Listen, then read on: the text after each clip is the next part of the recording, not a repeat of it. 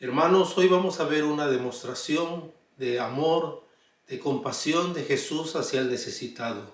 El relato se encuentra en Lucas capítulo 7, versículos del 11 al 17. Y dice: Aconteció después que él iba a la ciudad que se llama Naín, e iba con él muchos de sus discípulos y una gran multitud. Cuando llegó cerca de la puerta de la ciudad, he aquí que llevaban a enterrar a un difunto, hijo único de su madre, la cual era viuda, y había con ella mucha gente de la ciudad. Y cuando el Señor la vio, se compadeció de ella y le dijo: no llores. Y acercándose, tocó el féretro, y los que lo llevaban se detuvieron, y dijo: joven, a ti te digo, levántate. Entonces se incorporó el que había muerto y comenzó a hablar, y lo dio a su madre. Y todos tuvieron miedo y glorificaban a Dios diciendo: un gran profeta se ha levantado entre nosotros, y Dios ha visitado a su pueblo. Y se extendió la fama de él por toda Judea y por toda la región de alrededor. Naín era un pueblito, vamos a llamarlo en nuestro lenguaje, un pueblito o una aldea también se dice, bastante cerca de Nazaret, la ciudad donde Jesús creció, y estaba al sureste de esta ciudad. También estaba muy cerca de Capernaum, donde el Señor había estado manifestando su poder. Pero aquí lo que vemos es que llevan a enterrar a un difunto. Y aquí el Señor hace algo que estaba prohibido por la ley de Moisés: no acercarse ni tocar a un muerto o a alguien que pareciera muerto o al féretro. La ley decía que era mandato de Dios, pero también los doctores ahora lo ven como una necesidad de evitar los contagios. Y ahora que estamos viviendo la pandemia lo podemos ver perfectamente. La máscara o cubreboca, la sana distancia, no saludar de mano y cuando mucho así, y evitar hablar. Entonces Jesús hace algo prohibido por la ley de hace tiempo. Se acerca al cadáver y toca el féretro y da la orden al que estaba dentro del féretro: levántate. Y para nosotros sería increíble: ¿cómo les vas a hablar tú a un cadáver que se levante? Por favor, Señor. Bueno, pero es que nosotros desconocemos hasta dónde llega el dominio de Dios sobre su naturaleza, sobre su creación. Al principio de nuestros estudios empezamos a ver que Dios hace uso de los recursos de su naturaleza para conservar su naturaleza, pero puede actuar sobre de ellos y aún en contra de ellos. Y en este caso está ordenándole a un muerto que se levante. Y lo más curioso es que el muerto se levanta. Y lo más curioso todavía es que no nada más se levanta, sino que empieza a hablar, para que no quede duda a la gente que está alrededor de que era el cadáver que iba en el féretro. ¿Qué es lo que hace Jesús? Antes de esto ve a la mujer llorando y le dice: no llores, calmita, ten paciencia, no llores. Una demostración de cariño, de afecto y de simpatía hacia el necesitado.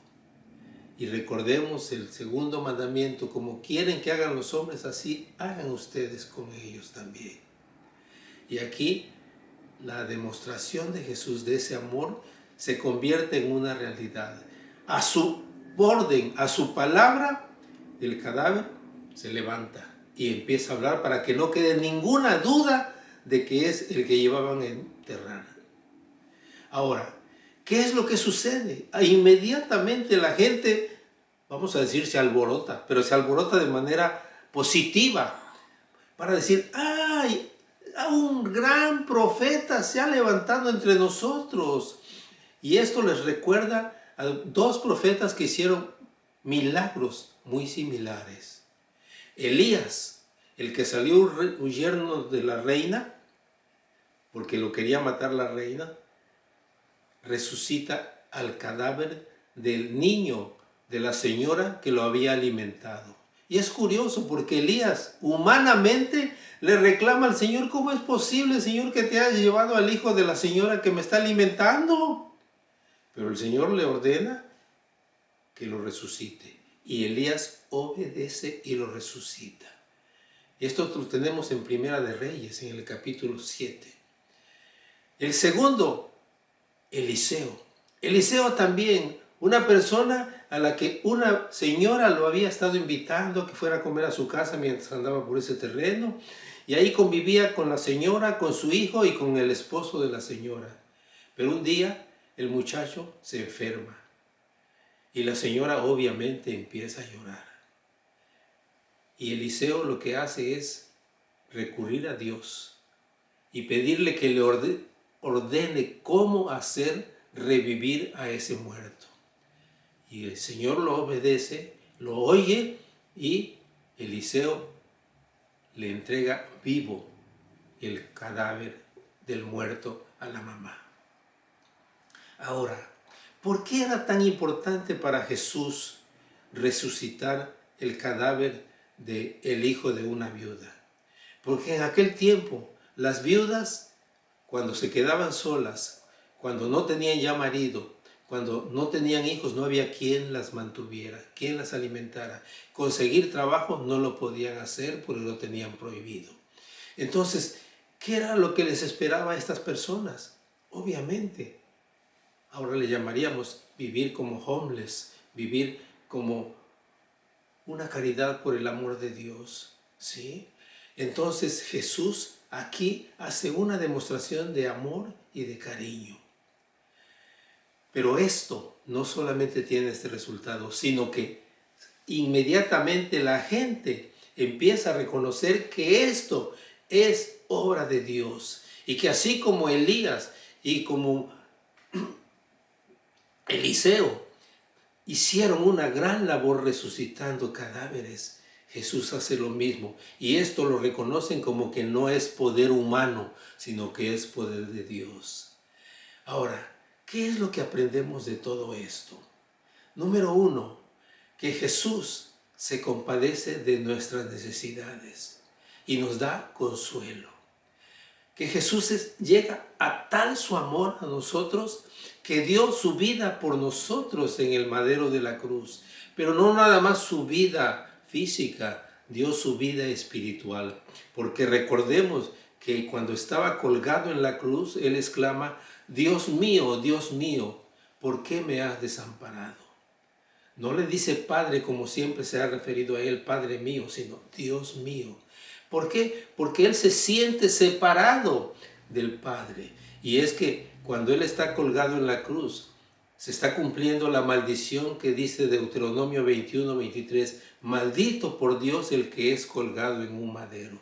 Y esto nos lo recuerda San Pablo en Gálatas 3:13. Y lo mismo el apóstol Pedro cuando nos dice que Jesús en la cruz estaba cargando con nuestros pecados ahí en la cruz.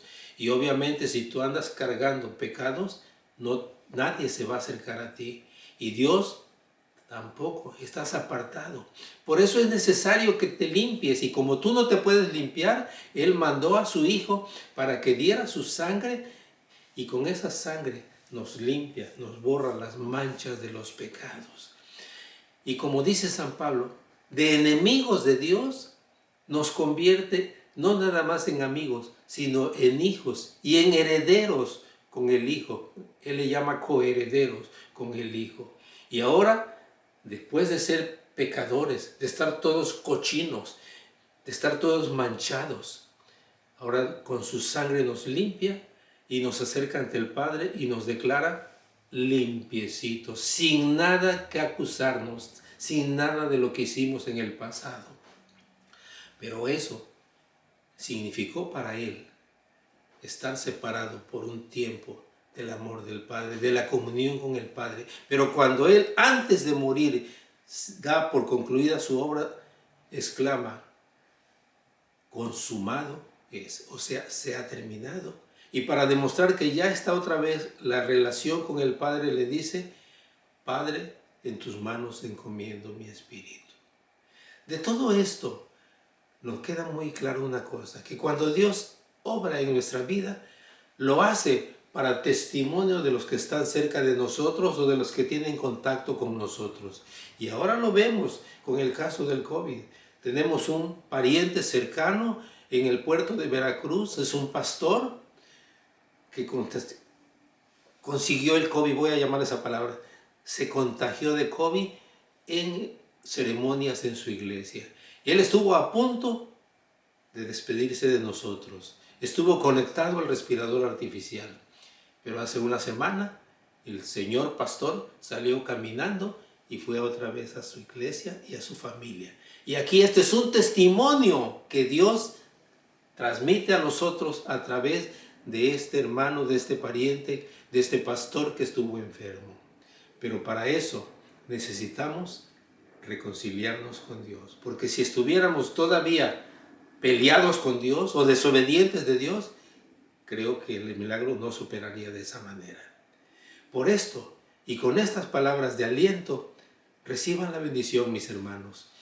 Que el amor de Dios el Padre, la gracia de nuestro Señor Jesucristo y la comunión del Espíritu Santo sean con ustedes y sus familias donde quieren que se encuentren, ahora y siempre. Amén.